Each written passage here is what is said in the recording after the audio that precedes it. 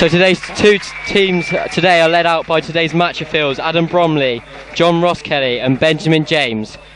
There are one change in today's Salisbury lineup. Marvin Williams comes from the bench to replace the injured Ben Addlesbury, and Toby McCauley makes his step up from the youth team to join Romario Hart on the bench. The Farnborough side today has 5 changes in it. It's been all change at Farnborough this week as they welcome Spencer Kay to the club as new manager. He has brought with him Thomas Lovelock, who is on loan from Leyton Orient, who plays in goal. Daniel Bennett and Troy Ferguson also feature for Farnborough, with Miles Smith and Philip Page also new signings who have followed Kay over from Chertsey Town are on the bench.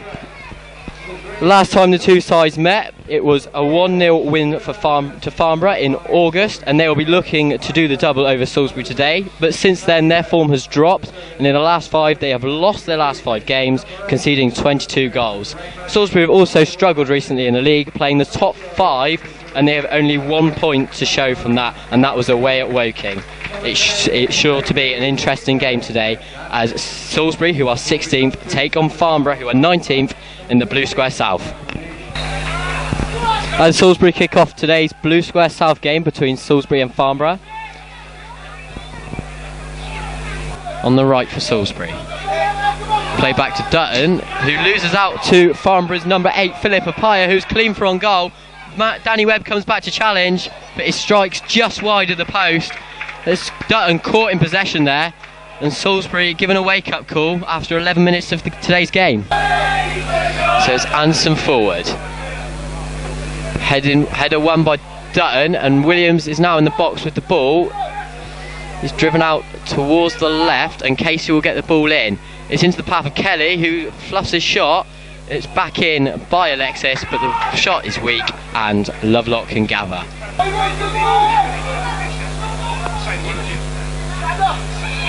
And so it's in towards Jake Reed, who has a shot, and it's held on to by Lovelock. And that's Salisbury's first shot on target of today's game. So Lovelock kicks it out. In towards Murphy, who wins it, and Ryan Brett slips. So Murphy has a chance to run down the left now. Adam Kelly's pressure, and Ryan Brett recovers. But it's into Blake, who is unmarked. It's lost. Farnborough have another chance, and it's a Pire's ball in, and it's flicked on, and it's a good save by Tommy Smith. The header from Reece Connolly after the cross from Apaya, and Tommy Smith pulls out a good reaction stop there to keep Salisbury level. It's a chance for Adam Kelly to swing the ball in to the box, which is filled by Ryan Brett, and Brian Dutton are up for the free kick. And Adam Kelly's ball goes in. It's met by the back post of Ryan Dutton, but it's well saved by Lovelock. Just has to get down to the ball. Ball about 40 seconds remaining of the first half here. And the ball forward is won by Danny Webb. Fitchett turns his man and will run down the left for Salisbury. He's got support from Williams, and he plays it into Williams, who plays it back to Fitchett, and Fitchett has a chance here. He gets the ball into Reed, and Reed scores! It's in!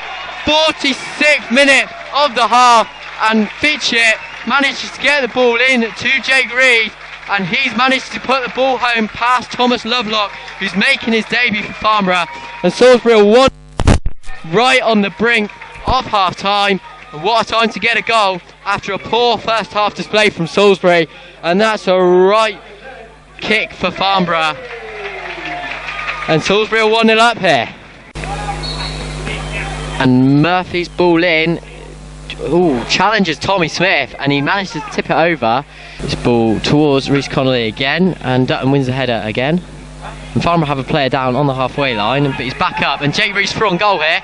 It's a long ball forward, and Jake Reed, if he can bring the ball down, has a chance. He plays it back to Marvin Williams. Marvin Williams tries to take on Bermquist. His block is saved by the keeper. He gets it back to Fitchett. Fitchett's ball in, and it's Jake Reed. A great save from Lovelock, and it's a goal kick. It's a good save from Lovelock. That it's a ball in from Fitchett. Jake Reed gets the shot away, almost has his second of the game, but Lovelock gets down low and manages to prevent Salisbury from taking a 2-goal lead.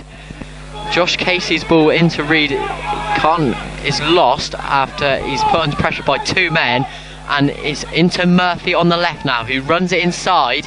It looks like he might set himself up to shoot, but he plays it into Ferguson. Troy Ferguson has a shot, but it comes out wide. Salisbury yet to clear it. Ryan Brett tries to get the ball in, and it's in. Farnborough have equalised here in the 52nd minute, and it's against the run of play in the second half. Ryan Brett couldn't get the tackle in. It's not cleared by Salisbury, and Farnborough are back in it. And so Casey loses out here in a battle against Daniel Bennett, and he's through on goal. White have got players back, but it's still Daniel Bennett. He's still into the box, and he scores. It's 2-1 Farnborough after going in at half time, 1-0 down. They've got it back to 2-1. Josh Casey's lost the ball out on the halfway line. And Daniel Bennett's done the rest. He's dribbled it into the area and put it past Tommy Smith. It's 2-1 down. And Salisbury now 2-1 down here on 60 minutes. It will be Thomas Lovelock to take the free kick. And his ball forward towards Page, the substitute. And Reece Connolly managed to get to the knockdown. And Josh Casey loses it again. And it's a chance for Farnborough to take the lead. And it's taken around the keeper by Bennett. And it's cleared off the line by the looks of it. No, linesman's given it. Daniel Bennett gets his second of the game. He's making his debut for Farnborough after being signed on Thursday, and Salisbury are 3-1 down here. Josh Casey loses the ball. The ball is taken round Tommy Smith, and Salisbury try to get it clear off the line, but the linesman has adjudged it to go in, and Salisbury now 3-1 down here.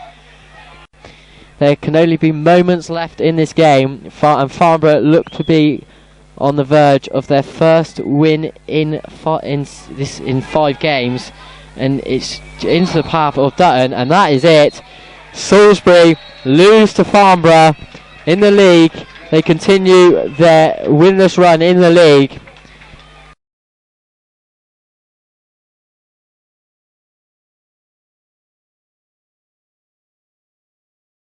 Darrell, it's very difficult to start an interview after a game like we've just seen. You must be down to the floor. Yeah, just a little bit. I mean, I wasn't expecting that performance. I was expecting a reaction after the disappointing performance Tuesday night, and I didn't get one, you know. First half, we looked, I used the word disinterested. I'm sure that's not right, but you know what I'm saying. Yeah, I didn't think there was any tempo to our play. The body language of the players was awful, you know. I'll take full responsibility. They're my players. You're just disappointing. I think some of the players need to, stand up and be counted, because there was no leadership out there. And, I'm looking for 11 leaders, and all I seen was players going in the shells, especially when they equalised. To look at the body language of the players, it was like we was beat, and it ain't acceptable for this football club.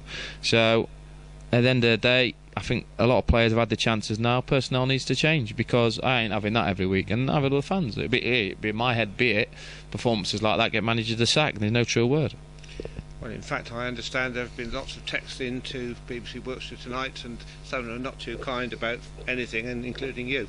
Well, exactly. I'm the manager. I pick the team, so you've got to take the things and take it on your chest and rub yourselves down. I've had plenty of ups and downs in my career as a player, and there's ups and downs as a manager. But what I won't be giving in. We'll be back to work Monday morning, and boys will be working hard to make sure we put it right. The first half was a bit strange, really, and we were actually quite lucky to go in one up at the break. They had several chances, or half chances, but we didn't really produce anything up front. No, very fortunate to go 1-0 up, to be honest with you. Our one decent move got us a goal at the end of half time, but like you say, fortunate to be up. And then when I thought we started the second half brightly for 5 minutes, we should have scored, should have finished the chance, but we didn't. Then they scored, and then individual errors are costing us once again. Bad defensive decisions when we should be just kicking the ball in Rosehead and regrouping. So very disappointed. Actually, about a quarter of an hour before the end of the first half, I was saying to myself, come on, I want half time, because Darrell's going to get it at half time. It seemed to work, but as you say, but only for a short time. It did, we crumbled when they equalised, like I say, the boys look like to go in the shells. So what, they'd equalised, then we should be grabbing the game by the scruff of the neck, but no, not us. We give another sloppy goal away, and then another sloppy goal, so it's very frustrating. Players have got to stand up and then count, and so has the manager. I think in the game, there was only one good goal in the whole game, and it was ours, because the other ones, as you say, were really very poor. Well, poor defending, you know. In this day and age, we give them one of the goals, and then you've got to defend better 1v1. You know, you can't let them to easy enough to get a shot at, and the boys hit the target, and it's in the back of the net. So very disappointed. Very disappointed in the goals we're conceding just lately. To be honest with you, I mean, it doesn't help when I've got two of my senior players out with Luke Ruddock and Chris Giles, but that's not making excuses because the boys that are playing in the back four today need to be a lot better. How much do you think this sort of 1 week league, 1 week cup thing has an effect? Because there's a euphoria of getting through to the FA Cup. Minds aren't on that next game yet, surely. No, it shouldn't. No effect whatsoever, and I won't let it to have an effect. You know, our league form's been disappointing. That's 5 losses on the bounce. You know, you could say a couple of those performances didn't warrant a defeat, but that's what it is. Stats are facts. We lost 5 games, and it's so disappointing today in front of our own punters to put on a performance like that. And in fact, I didn't think Farnborough looked too great a side. No, you know, Farnborough lost 7 on the bounce, so that says it all. You know, we're going to need plenty of to pick up the pieces after today. We have to brush ourselves down, and we're working very, very hard on the training ground because it's not acceptable for this football club. And you've now got a week, no midweek game this week. I suppose in one sense that's a good thing, in another sense it's a bad thing. But then it's Cup again next Saturday, Western-super-Mare. Yeah, Western in the trophy, but you know, it's still got a bit of taste in my mouth. Obviously, the performance today, so we'll be thinking and talking about Western later on in the back of the week after we worked hard in training. Well, I've got to say, on behalf of supporters, I hope that the lads have got a bit of taste still when they come out to the pitch next Saturday, because they'll have a chance to prove it. Yeah, well, of course they've got a bit of taste, because at the end of the day, these boys aren't on a great deal of money, so they've got to earn a living. So it's not the fact that, you know, the players aren't hurting. I know the players are hurting. It's just not good enough. And the fact is, the boys can't toss games off or you know, not trying games, because they're on wages that they can't afford to do that, and they know as well as I know, and I've warned them a few times this season, probably a few times too many. Things have to change, and if personnel have to change, they have to change. Looks like a busy week for the secretary then. Cheers.